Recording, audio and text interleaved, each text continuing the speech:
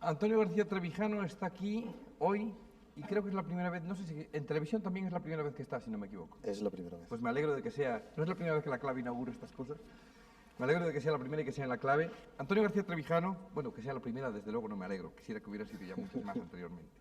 Antonio García Trevijano está aquí no por ser notario, abogado, conocido, incluso editor de revistas, fue editor y escritor en Reporter, por cierto, intervino mucho en la famosa operación del diario Madrid,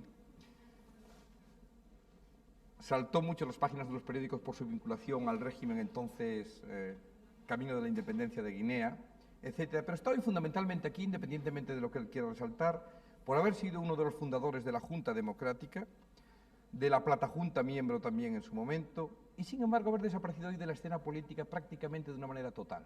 Entonces yo le pregunto por qué. Yo creo que es evidente para las personas que han actuado en política, para la clase política. Yo he defendido durante la dictadura las libertades y mi acción política se dedicó a lograr la unidad de todos los partidos y de las fuerzas políticas democráticas, sin pertenecer a ninguno de ellos, desde un punto de vista independiente. Yo estaba convencido de que la democracia en España sería imposible si no se alcanzaba la ruptura política democrática. Y mientras los partidos de la oposición democrática pensaban como yo, fue posible la unidad y para mí fue un honor acompañarlos. Pero hubo un momento, cuando habíamos logrado prácticamente la unidad, cuando teníamos a punto la acción política para plantear una alternativa democrática verdadera al estado de la dictadura, en ese momento los partidos aceptaron el pacto reformista del estado de la dictadura y naturalmente mi acción política quedó parada y desde ese momento no actúo en política. No ha sido una decisión voluntaria, no es que yo me haya retirado de la política, yo creo más bien que estoy en el ostracismo político y quiero entender, dada la buena fe con la que han actuado esos partidos, que debe ser un ostracismo como en la antigüedad griega, no por mis defectos, sino por mis virtudes con relación a la ruptura democrática.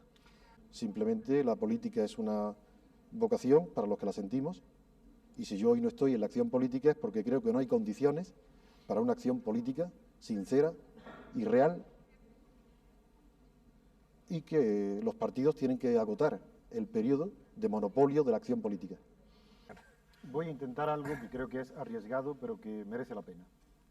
Voy a intentar definir muy brevemente la democracia de tal forma que creo que puede ser aceptado por todos los demás, pese a las diferencias ideológicas tan profundas de los que aquí están invitados.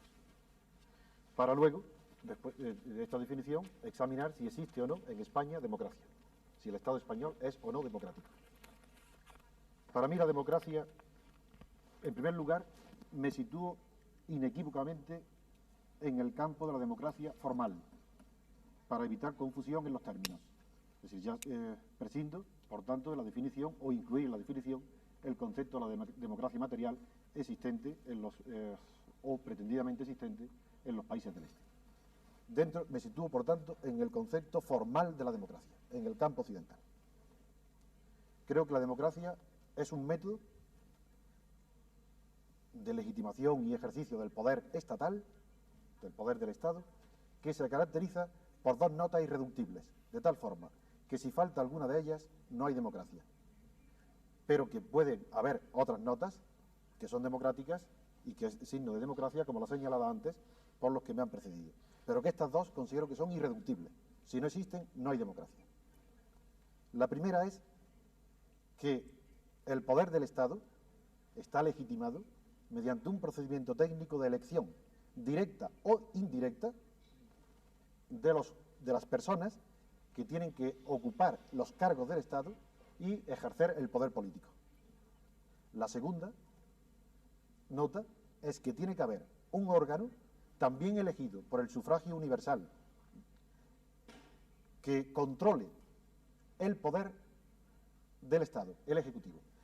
La nota es que todos los ciudadanos mayores de edad, con un derecho igual, sin discriminación, tienen que participar, o pueden participar, tienen el derecho a participar en la elección del poder político y en el control de ese poder. Esas son las dos notas que me parecen irreductibles.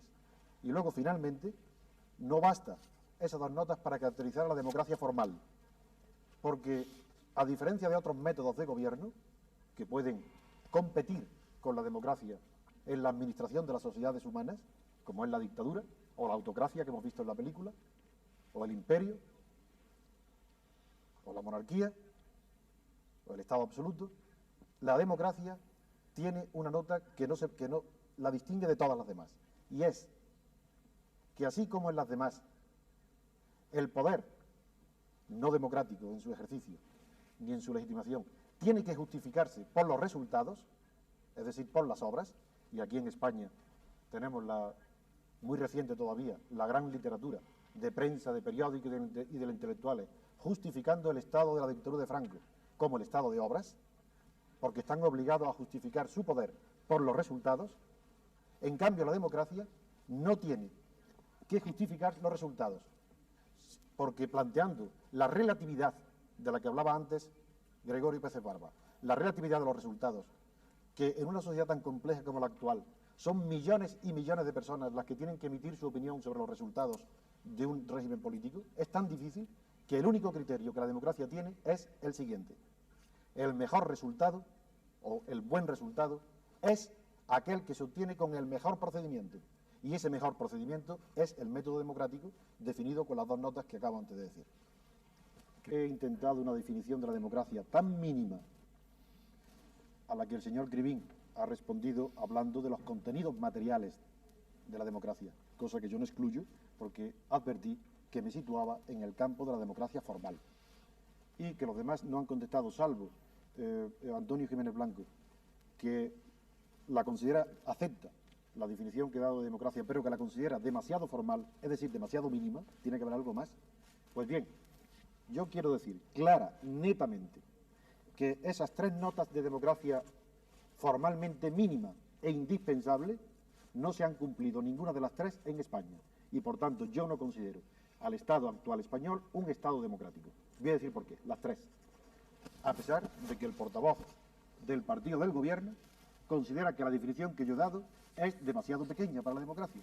Yo lo sabía, por eso me sitúo no en el campo del sistema marxista, me he situado en el campo de Occidente, formal, y en ese campo digo que el sistema político español no es democrático, no por sus contenidos, no por las razones que ha alegado el señor Crivín, no porque no haya derechos reconocidos, sino formalmente las reglas de juego no son democráticas. Primero, dije que la característica fundamental de la democracia frente a la dictadura es que la democracia no se juzga por los resultados, sino por el procedimiento. Por tanto, el resultado actual, que termina con el periodo de transición, por eso estoy yo hoy en la televisión, porque ha terminado el periodo de transición, ese resultado, la Constitución, no ha sido obtenida por métodos democráticos. Por tanto, si el principio es que la democracia solamente se puede admitir como resultados buenos los que, según el procedimiento, el mejor procedimiento, yo digo que la elaboración de la Constitución, las elecciones del 15 de junio, todo el procedimiento que ha llevado la transición a la Constitución no ha sido un procedimiento democrático, ya que el procedimiento democrático se caracteriza por una legitimación del poder ascendente, de abajo a arriba. En cambio, lo que en España tenemos, bueno o malo, yo no lo juzgo, es algo que ha venido de arriba hacia abajo, es decir, de una forma autocrática. La legitimación del poder, que da las libertades, que da los decretos, no ha sido desde la base hacia arriba, sino que ha sido desde la cúspide hacia abajo. Primer punto. Segundo punto. El poder del Estado no está, los que ejercitan el poder del Estado no están legitimados por el sufragio universal, ni de una forma directa ni de una forma indirecta. Es verdad que el régimen parlamentario, no entro en ese tema, es el que ha legitimado el gobierno actual, pero el Estado español, a diferencia de los Estados europeos, y eso lo digo especialmente para los invitados extranjeros, no es un Estado que haya ido acumulando las nuevas funciones del Estado moderno en un régimen de libertades como ha pasado en Europa. Así, la diferencia entre el Estado liberal del siglo XIX y el Estado democrático de hoy en Europa es abismal. hay más diferencia casi que de un Estado actual de Occidente que al Estado socialista. El Estado liberal se caracteriza porque no interviene para nada en los asuntos económicos. Es el laissez-faire. La regla que respeta el Estado liberal es la oferta y la demanda, el mercado libre, la economía de mercado. Y eso quiebra de una manera definitiva en la historia con la Gran Depresión de los años 20. Y esa quiebra del Estado liberal definitiva provoca 3 reacciones en el mundo. Una hacia la derecha, Mussolini, luego confirmada por Hitler, la solución del Estado totalitario fascista. Otra por la izquierda, la solución leninista, y otra por el centro, la solución de Roosevelt en Norteamérica, que hizo compatible la libertad con la intervención del Estado en la dirección del proceso económico.